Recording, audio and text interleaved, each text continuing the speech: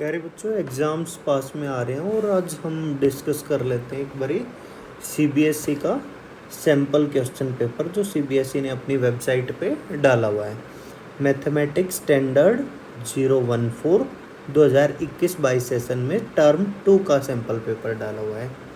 यहाँ पे जो आपको टाइम अलाउ किया गया है वो 2 घंटे है और मैक्सिमम मार्क्स आपको दिए गए हैं 40 मिनट, 40 मार्क्स है ना, 40 मार्क्स। सो एक बार जनरल इंस्ट्रक्शंस को गो थ्रू कर लेते हैं। The question paper consist of 14 questions divided into 3 sections A B and C. A B C 3 section दिए हुए हैं। All questions are compulsory. Section A के अंदर 6 क्वेश्चन है जिसमें 2 मार्क का एक है। Every question is of 2 marks. Section B have 4 questions of 3 marks each and section C have 4 questions of 4 marks each. Though internal choice have been provided in every section, right? तो एक बारी सबसे पहले हम पहला क्वेश्चन देख लेते हैं कि find the value of A25 minus A15 for the AP 6, 9, 12, 15। 6, 9, 12, 15। एक बारी हम पेज ऐड कर लेते हैं और क्वेश्चन लिख लेते हैं। हमें एपी क्या दी हुई है? 6, 9, 12 एंड 15।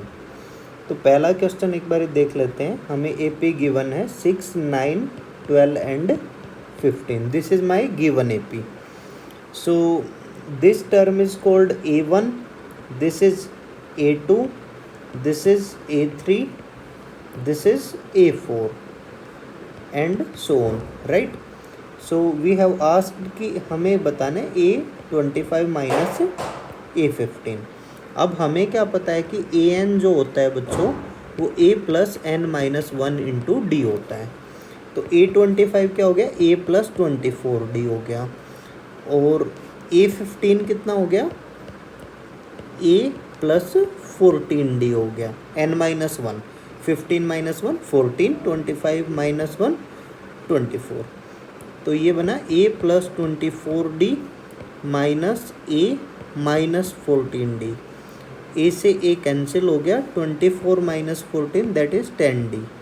तो D हमें पता है कि वो होता है A2 माइनस A1। तो A2 is 9, A1 is 6, so D is 3। तो ये 10 इंटू 3 जो कि मेरा आंसर आ गया 30। तो A25 माइनस A15 कितना आया भाई? 30 आ गया। अब इसके अंदर एक क्वेश्चन और दिया हुआ है और के अंदर, और उसके अंदर कंडीशन क्या गिवन है हमें? 7 times the 7th term, 7 times the 7th term of AP is equal to 5 times the 5th term. Then the value of 12th term means अगर आपको किसी AP के अंदर इसी का और वाला पार्ट दिया हुआ है 7 टाइम्स 7th टर्म, 7 टर्म को हम लिखते हैं A7 से, is equal to 5 times the 5th term, 5 times A5। तो प्यारे बच्चों A7 जो होता है, मान लेते हैं हम, लेट फर्स्ट टर्म बी, बोलो first term is equal to A and common difference क्या होता है? D। ठीक है, तो A7 को हम लिख सकते हैं A प्लस 6D और A5 को बोल सकते हैं हम A प्लस 4D। तो अगर इसको अंदर इंटू करूँगा तो ये 7A plus 42D is equal to 5A plus 20D। ये लेफ्ट साइड में आके सब्ट्रैक्ट हो जाएगा।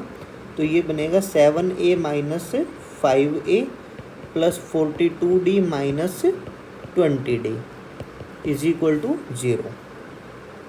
ठीक बात है। तो ये बना 2A 42 minus 20 which is 22, right. 22D is equal to 0। अब हम बोल सकते हैं 2 कॉमन ले लो, A plus 11D is equal to 0। हमें पता है, हमसे क्या पूछा गया है? 12th टर्म बताओ। A12 हमें पता है A प्लस 11D होता है। कौन सा फॉर्मूला लगाया? AN is equal to A plus N minus 1 into D, ये वाला फॉर्मूला लगा दिया।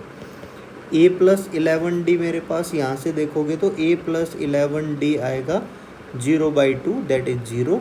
तो 12th टर्म क्या हो गई प्यारे बच्चों, 0 हो गई। ये आपका आंसर आ जाएगा।